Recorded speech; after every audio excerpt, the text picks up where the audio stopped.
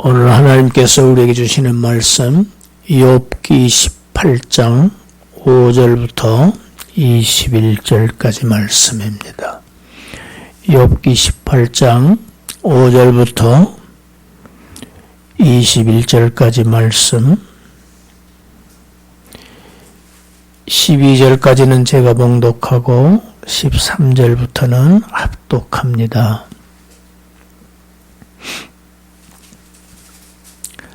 악인의 빛은 꺼지고 그의 불꽃은 빛나지 않을 것이요 그의 장막 안의 빛은 어두워지고 그 위에 등불은 꺼질 것이요 그의 활기찬 걸음이 피곤하여지고 그가 마련한 꾀에 스스로 빠질 것이니 이는 그의 발이 그물에 빠지고 올가미에 걸려들며 그의 발 뒤꿈치는 덫에 치이고 그의 몸은 올무에 얽힐 것이며 그를 잡을 덫이 땅에 숨겨져 있고 그를 빠뜨릴 함정이 길목에 있으며 무서운 것이 사방에서 그를 놀라게 하고 그 뒤를 쫓아갈 것이며 그의 힘은 기근으로 말미암아 쇠하고 그 곁에는 재앙이 기다릴 것이며 13절입니다. 질병이 그의 피부를 삼키리니 곧 사망의 장자가 그의 지체를 먹을 것이며 그가 의지하던 것들이 장막에서 뽑히며 그는 공포의 왕에게로 잡혀가고 그에게 속하지 않은 자가 그의 장막에 거하리니 유황이 그의 처소에 뿌려질 것이며 밑으로 그의 뿌리가 마르고 위로는 그의 가지가 시들 것이며 그를 기념함이 땅에서 사라지고 거리에서는 그의 이름이 전해지지 않을 것이며 그는 광명으로부터 흑암으로 쫓겨 들어갔으며 세상에서 쫓겨날 것이며 그는 그의 백성 가운데 후손도 없고 후회도 없을 것이며 그가 거하던 곳에는 남은 자가 한 사람도 없을 것이라. 그의 운명에 서쪽에서 오는 자와 동쪽에서 오는 자가 깜짝 놀라리라. 참으로 무리한 자의 집이 이러하고 하나님을 알지 못하는 자의 처소도 이러하니라.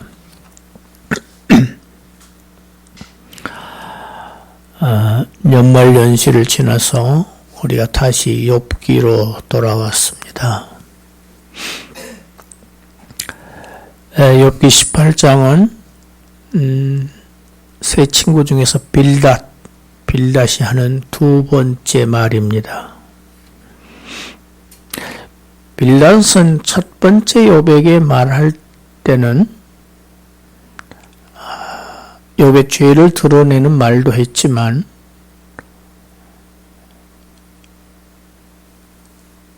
욥이 회개하면 너가 이 곤경에서 이 고난에서 회복될 것이다. 이런 위로의 말, 동정의 말도 함께 했었습니다. 그런데 이 두 번째 이 빌닷의 말을 들어보면 첫 번째 했던 말과는 전혀 방향이 다른 말을 하고 있습니다. 위로, 동정, 초도 없습니다. 왜 이렇게 되었을까? 그간에 욥과 이 친구들 간에 변론이 계속 주고받고 해왔지요. 그 과정에서 서로 간의 감정이 굉장히 격화되었습니다. 그리고 무엇보다도 이 친구들이 듣기에 욥이 분명히 죄 때문에 지금 이 지경이 되었는데 본인이 회개하기를 거부하고 오히려 선의의 충고를 하는 친구들을 비난하고 아주 그들을 공격하는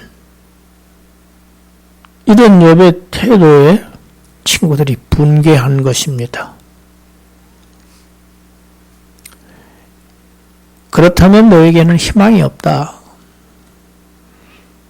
너는 이 환경에서 개선될 여지가 없고 결국 너는 불행한 운명을 맞을 수밖에 없다고 지금 이 악인으로 욥을 아주 규정해버립니다. 그리고 그 악인이 받아야 할 그 운명을 지금 장황하게 늘어놓습니다.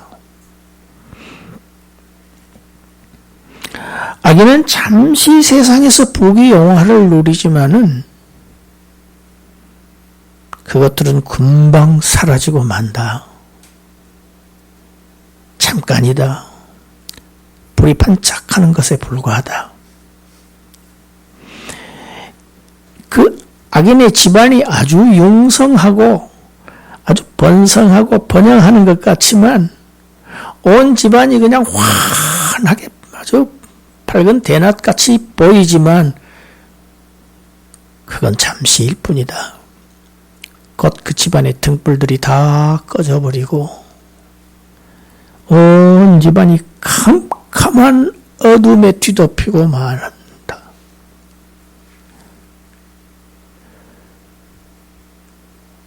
욥을 염두에 두고 한 말입니다.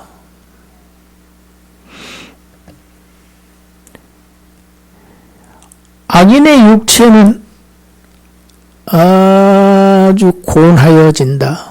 곤고하게 되고 만다. 자기 꾀에 자기가 걸려 넘어진다. 이것이 악인이다.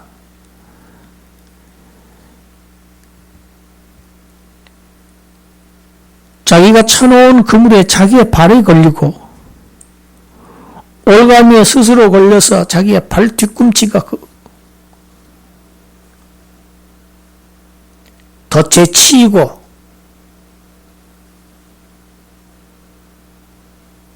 몸이 올무에 얽히고 숨겨져 있는 덫과 함정이 그 악인을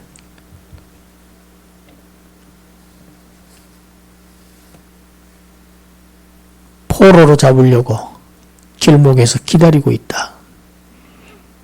악인의 길에는 항상 덫과 함정이 기다리고 있고, 그런데 그것은 스스로 파놓은 것이다. 다른 누가 이걸 하는 게 아니고 스스로 지금 이 빌닷의 이 이야기를 들어보면 너의 죄 때문이다. 지금 이 얘기를 하고 있는 겁니다. 사방에서 무서운 일이 자꾸 벌어져. 끔찍한 일들이 자꾸 일어난다. 그래서 깜짝깜짝 놀라게 된다, 이게. 자다가도 벌떡벌떡 일어나는 게 이게 악인의 운명이야. 항상 무서운 사건들이 악인을 뒤따라가, 뒤쫓아가. 항상 쫓기는 신세가 되는 거예요.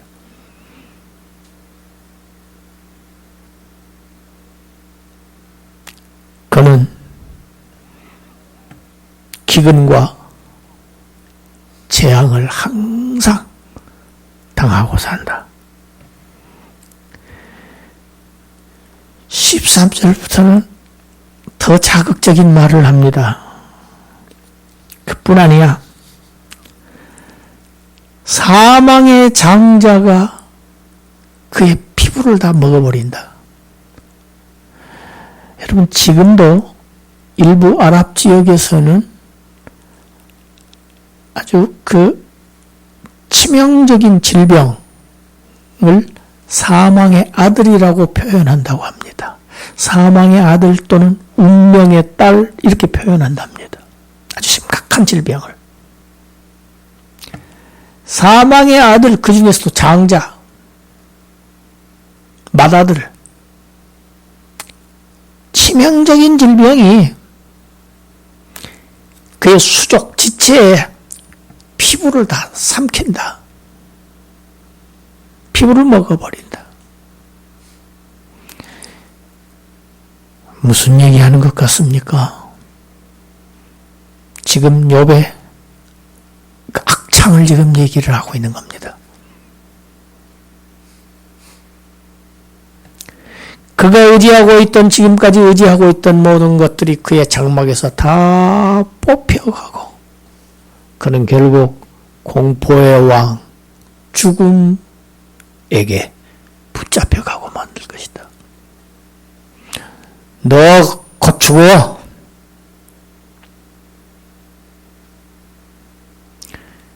그리고 나서 타인이 너의 그 장막을 차지하게 될 것이고,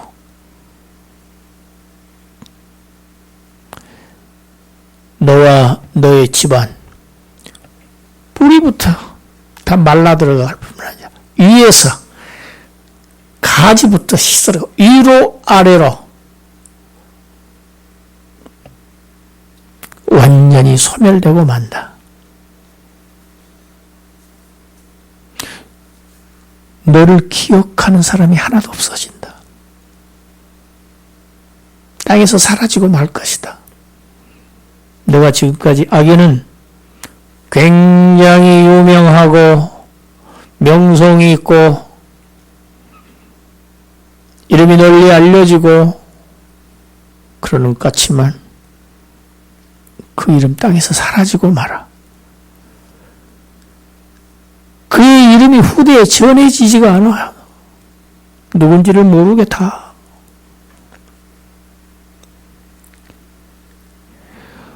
광명으로부터 흑암으로 쫓겨 들어간다. 욥의 지금까지의 생애는 정말 밝은 생애였습니다. 그런데 지금 어떻습니까? 완전히 어둠 속으로 쫓겨서 들어가고 있는 삶이죠. 세상에서 쫓겨난 삶입니다. 사람들이 아무도 알아주지도 않고 오히려 비난하고 조롱하고 이런 신세로 전락하고 말았습니다. 이름을 전해줄 후손도 없어, 손자도 없어. 욥은 10자녀 다 죽었죠.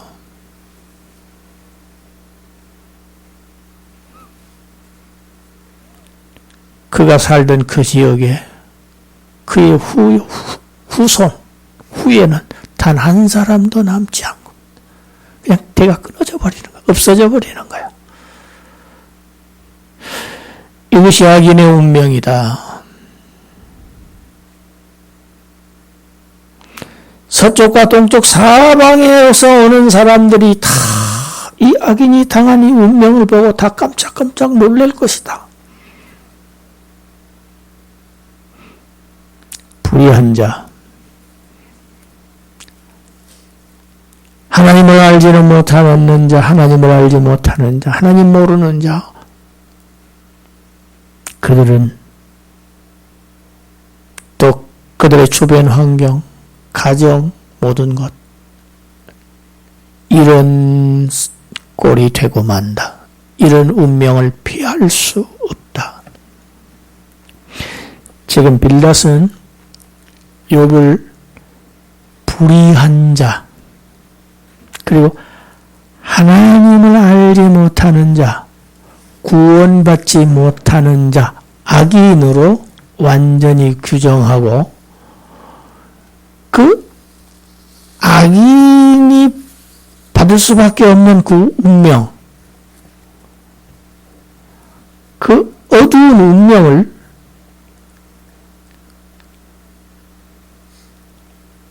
전혀 부드러운 말 단어 하나 없이, 위로의 말 전혀 없이, 동정의 빛 하나도 없이 아주 예리하게 차갑게 이 욥에게 지금 말해주고 있습니다. 너는 너의 이 지금의 이 지경 된 것 너의 죄 때문이다. 네가 파놓은 함정에 너의 꾀, 너의 죄 때문에 네가 지금 이렇게 된 거야. 여러분, 예수님 때에도 이런 사람들이 있었습니다. 다른 사람 아닌 예수님의 제자들이었어요. 요한복음 9장을 보면 예수님께서 길을 가시다가 날 때부터 때부터 소경으로 출생한 사람을 만나시는 장면이 나옵니다. 우리 요한복음 9장 읽어봅시다. 1절부터 3절 읽어봅시다. 예수께서 길을 가실 때 날 때부터 맹인된 사람을 보신지라.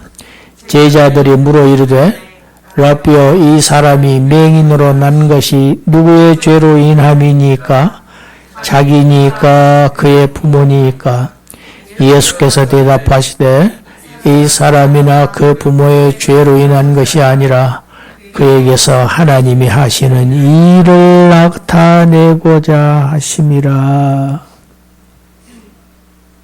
제자들은 이 사람이 날 때부터 맹인으로 나지 않았습니까? 이것은 분명 죄 때문이지 않습니까? 그런데 누구의 죄 때문입니까? 당사자인 자기 본인의 죄입니까? 아니면은 날 때부터 맹인으로 난 것 보니까 부모의 죄일 수도 있겠네요. 예수님, 누구의 죄 때문이죠? 제자들은 이 맹인된 원인은 분명히 죄라고 지금 여기고 있습니다. 그런데 문제는 누구의 죄인가 하는 걸 지금 질문하고 있는 것이죠. 욥의 친구들과 같습니다. 욥의 친구들은 내가 지금 이러한 고난과 환난과 이런 질병, 심각한, 그리고 가정이 다 이렇게 망하고 있는 것, 이건 너의 죄 때문이야. 제자들의 입장과 똑같습니다.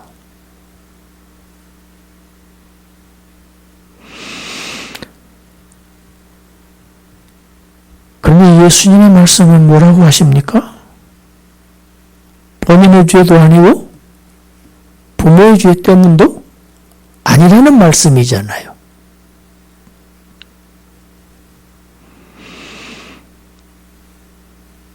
이 사람이 이렇게 된 이유는 3절 마지막 그를 통해서 그가 맹인된 사건 이걸 통해서 하나님이 하시는 일을 나타내고자 하신다. 하나님이 하시는 일이 무슨 일입니까? 그걸 나타내고자 이 사람이 맹인된 것이다. 이 사람의 죄 때문이 아니다.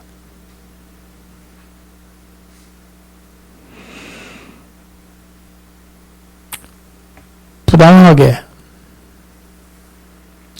까닭을 모를 그런 고난, 고통,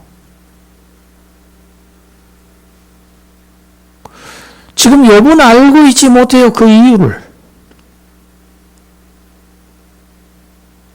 물론 그 친구들도 모릅니다. 모르기는 마찬가지예요. 그런데 친구들은 지금 안다고 하지요. 그 이유를. 우리는 알아. 뭐냐 하면 너의 죄 때문이야.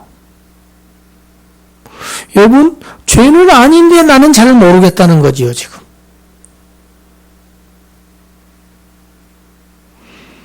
그런데 요한복음 9장에서 주님의 말씀, 하나님이 하시는 일, 그거 나타내기 위해 하신 거야. 이 사람이 이렇게 불행한 지금 환경,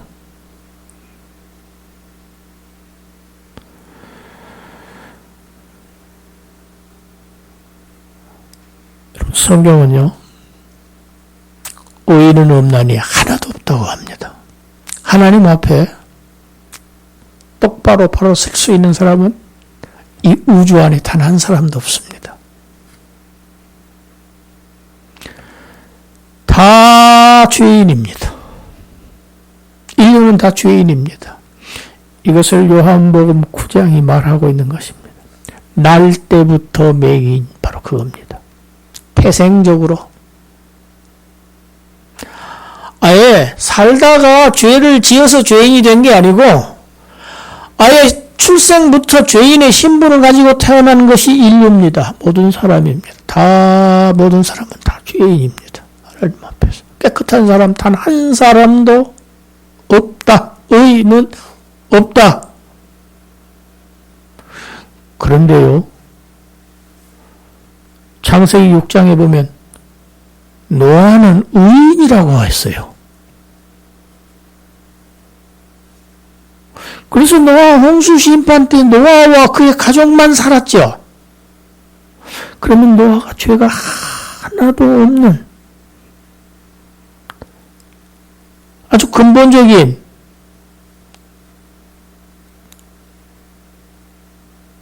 절대적인 의미에서 노아가 의인이라는 얘기일까요? 아닙니다. 바로 그 앞절에 보면 답이 있습니다. 같이 합시다. 노아는 하나님께 은혜를 입었더라. 여러분, 이런 사람을 성경은 의인이라고 합니다. 할렐루야. 하나님의 은혜를 받은 사람들.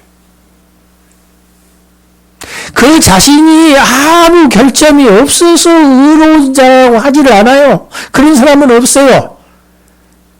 결점이 있음에도 불구하고, 죄가 있음에도 불구하고 하나님의 은혜를 입은 사람. 욥을 하나님께서 의로운 자라고 인정하셨지요. 바로 그겁니다. 욥은 하나님의 은혜를 입은 사람입니다.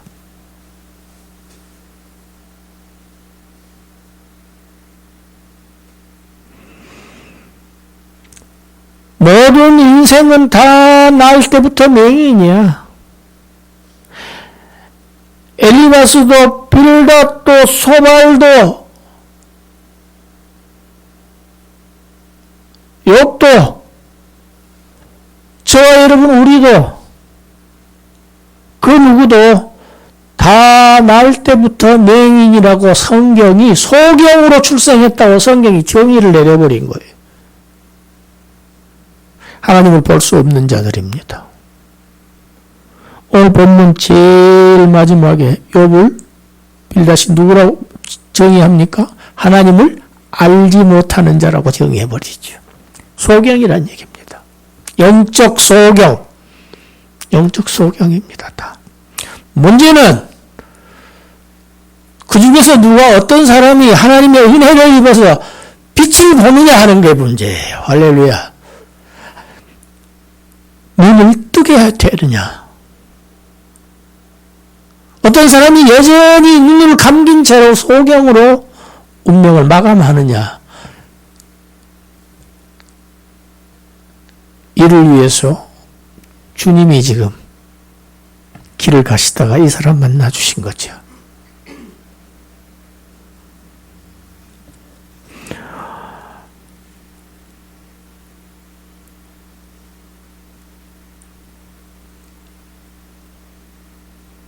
요한복음 다음 말씀 우리 읽어봅시다. 5절부터 7절까지 읽어봅시다. 내가 세상에 있는 동안에는 세상의 빛이로라. 이 말씀을 하시고 땅에 침을 뱉어 진흙을 이겨 그의 눈에 바르시고 이르시되 실로암 못에 가서 씻으라 하시니 실로암은 번역하면 보냄을 받았다는 뜻이라. 이에 가서 씻고 밝은 눈으로 왔더라. 할렐루야. 이에 가서 씻고 밝은 눈으로 왔더라. 여러분, 이게 웬일입니까? 날 때부터 맹인이었습니다. 이건 희망 없음을 얘기하는 얘기입니다. 가망 없음을 얘기하는 용어입니다. 날 때부터 맹인이 되었다고 하는 것은 누구로서는 자기 스스로는 가망이 없다는 얘기입니다. 자기 스스로는 불가능하다니. 무엇을 해도 이 날 때부터 소경된 자는 자기의 눈을 자기 스스로 뜰 수가 없는 사람이에요.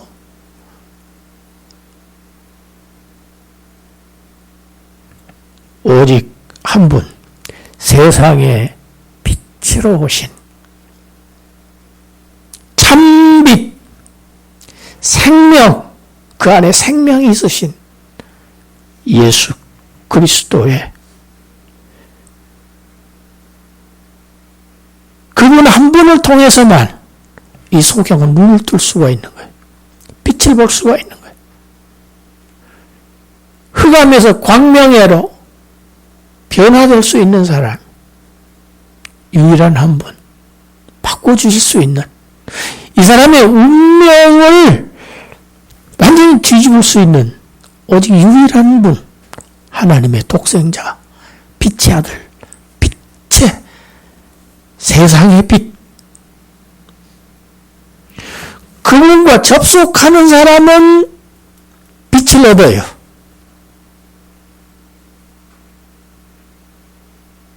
빛과 관계를 맺지 않으면은 어두움은 빛으로 바뀔 수가 없습니다. 관계를 맺어야 됩니다. 이걸 성경은 안다, 알다라는 뜻. 하나님을 알지 못한다. 다 이런 뜻입니다. 관계를 얘기합니다. 하나님과 관계를 맺지 못했다.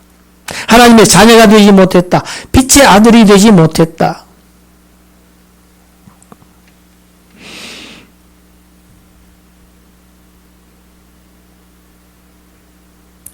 제자들이 저 사람 죄 때문에 지금 저런 운명이 됐잖아요. 이렇게 그들이 단정했던, 규정했던 그 맹인이 밝은 눈으로 돌아왔습니다. 눈이 멀쩡하게 뜨거운 거예요. 예. 자, 우리 요한복음의 첫 끝에 결론을 한번 읽어봅시다. 9장 39절부터 41절입니다.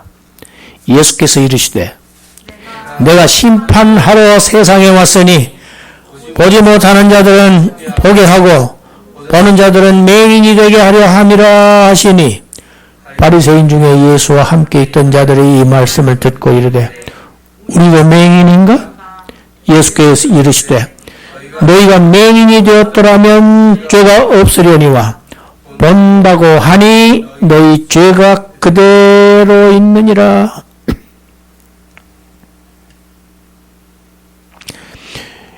요한복음 3장에서는요,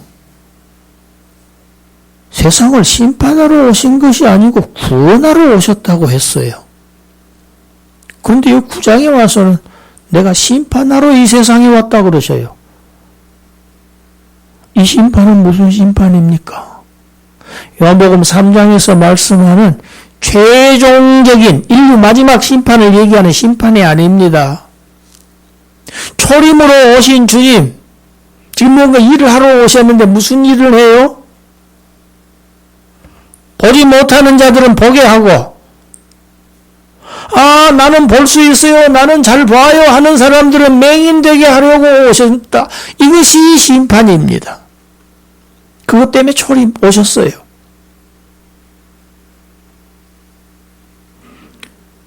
근데 바리새인들 뭐라고 그럽니까? 율법을 잘 지켰어요. 하나님을 섬기는데 하나도 잘못이 없어 우리는. 근데 저 더러운 세리들, 저 창기들,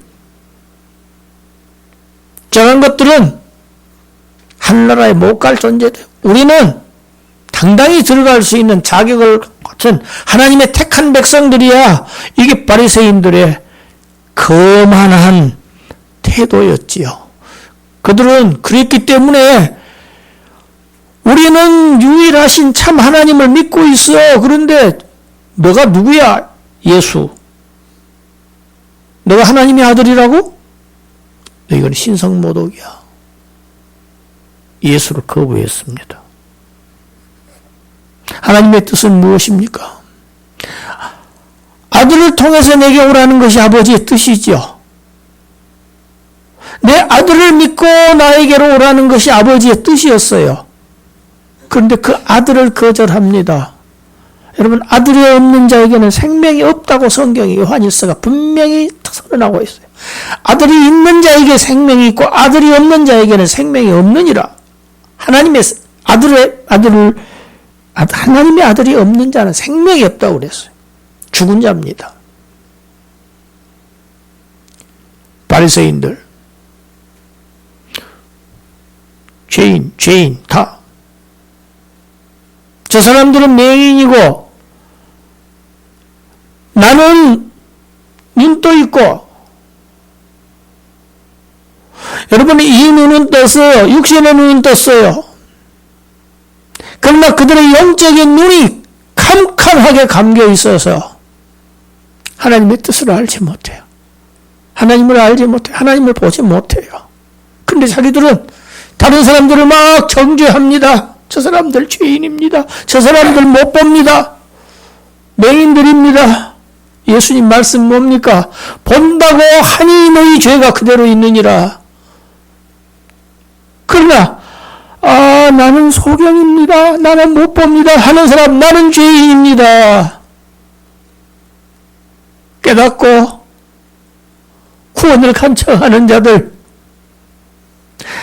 가서 맑은 물에 신라에 가서 씻고 와라 하면 말씀에 순종하는 자들,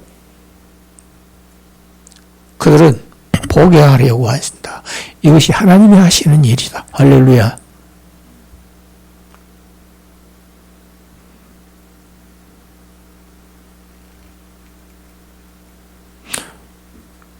욥은 하나님의 은혜를 받은 사람이에요. 욥기 서두에서 그게 시작부터 그래요. 그런데 이 세 친구들이 하나님의 은혜를 받았다는 것은 욥기 어디에도 기록이 없어요. 오늘 요한복음 9장과 비교해보면 이 사람들이 바로 바리새인들입니다. 이 사람들은 영적 맹인들이에요, 지금. 불의한 사람들이에요. 그런데 지금 누구를 정죄하고 있습니까? 하나님의 은혜를 받은, 하나님이 의롭다고 여기심을 받은 욥을 정죄하고 있어요. 죄인으로 몰아세우고 있어요. 누가 누구를.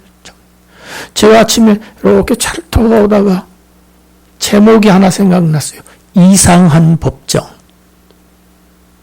여러분, 이 세상은 정말 이상한 법정이에요. 생각해봅시다. 법정에서요, 죄인이 재판을 받고 있는 죄인이 자꾸 판사를 손가락질 하면서 당신 죄인이에요. 당신 죄인이. 당신 죄인. 나는 죄 없어요.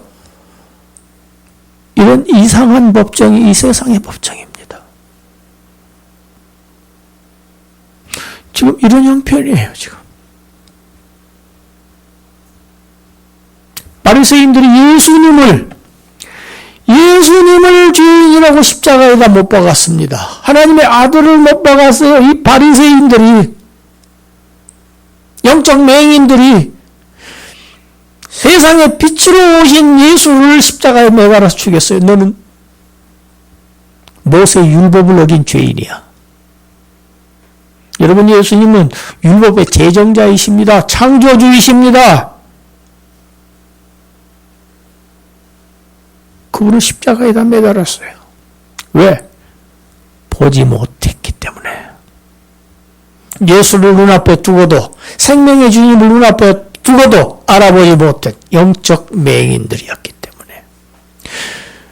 그들은 주님을 만났어요. 기회가 있었지요.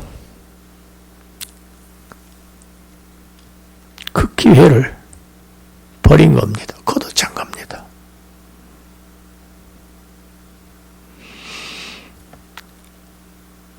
하나님의 은혜를 받은 욥을 친구들이 정죄하고 있습니다. 죄인이라고 악인으로 몰아세우고 비참한 운명에 처해질 것을 지금 경고하고 큰 소리를 날카롭게 판단하고 비판하고 정죄하고 있습니다. 누가 죄인인가? 누가 누구를 정죄하는가? 이 정말 이상한 법정의 이 모습을 우리는 욥기를 통해서 계속 지금 보고 있습니다. 예수님의 제자들만 이 맹인 죄 때문이지요. 예수님 제자들만 아닙니다. 오늘 이 시대에도 많은 그리스도인들이 다른 사람들을 손가락질하면서 저 사람 죄인이지요. 예수님 저 사람 죄인 아니에요. 그리고 자신은 의롭다고 합니다. 무서운 죄입니다. 이것이야말로 회개해야 할 죄입니다. 욥기 끝에 가서 그런 대목이 나옵니다.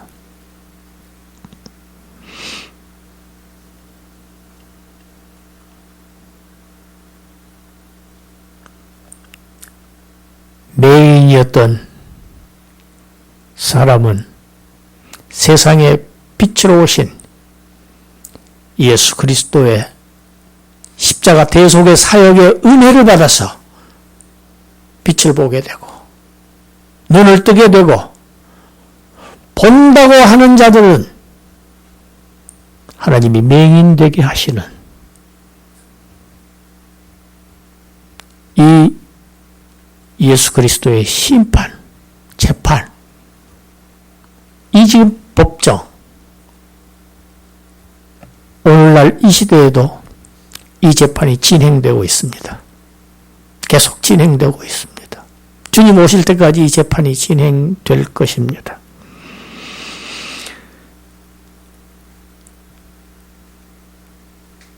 회개해 너 죄 때문이니까 회개하면 너 하나님의 은혜를 받을 거야. 여러분, 이 친구들의 말하는 순서는 그렇습니다. 회개해라. 그러면 하나님의 은혜를 주신다. 성경은 그렇게 가르치고 있지 않습니다. 그가 먼저 너를 죄를 사하셨다. 이 사실을 받아들여라. 믿으라. 우리가 먼저 무엇을 해서 하나님으로부터 은혜를 받는 게 아닙니다. 우리가 먼저 믿은 게 아니잖아요.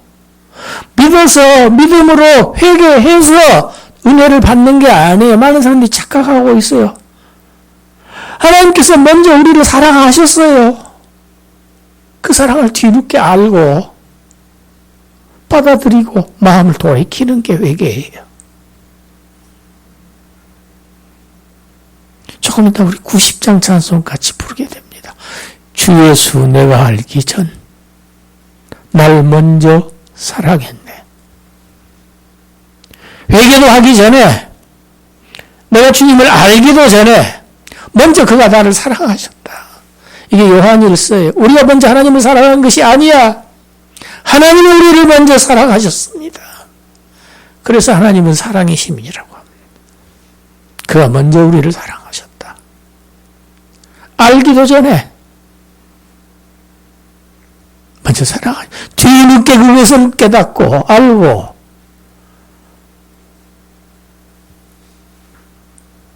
그에게 믿음으로 믿고 그에게 돌아온 자들. 여러분, 그 사람들을 성경은 의롭다고 여기십니다. 할렐루야. 의로운 자다.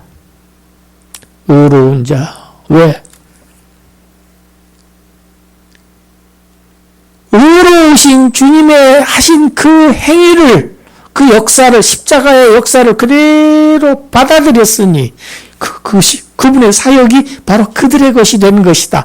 이게 성경은 이런 논리로 얘기합니다. 전가입니다. 전가. 그분의 의로움이 모두 우리에게 전가된 것입니다. 첫 아담의 그 죄가 다 후손인 우리들에게 전가되어서 우리가 죄인이 되었듯이 이제는 마지막 아담, 빛의 세상에 빛으로 오신 그분의 빛의 사역이, 어둠을 밝히신 그 사역이 우리에게 전가되어서 우리가 빛의 사람들, 빛의 아들들로 전향됩니다. 바뀐 겁니다.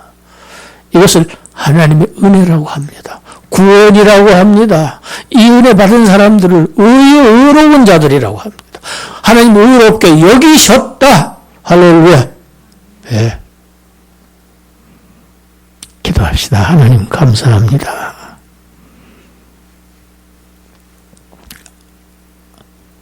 우리의 공로 아무것도 없는데도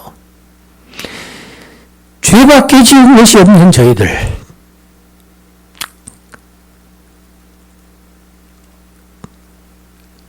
값없이 예수 그리스도의 은혜를 통해서 믿게 믿게 하시고 받아들이게 하셔서 우리를 의인이라고 불러주시고 내 자녀라고 인쳐주시니 이제 아버지의 집에 가서 평안을 누릴 자들로서 행복한 삶을 살 자들로서 우리의 신분을 바꿔주신 것 우리 주님 은혜를 감사합니다. 우리 남은 일생 주님을 찬송하며 경배하며 사랑하며 살게 하여 주시옵소서. 예수님 이름으로 기도드리옵나이다. 아멘.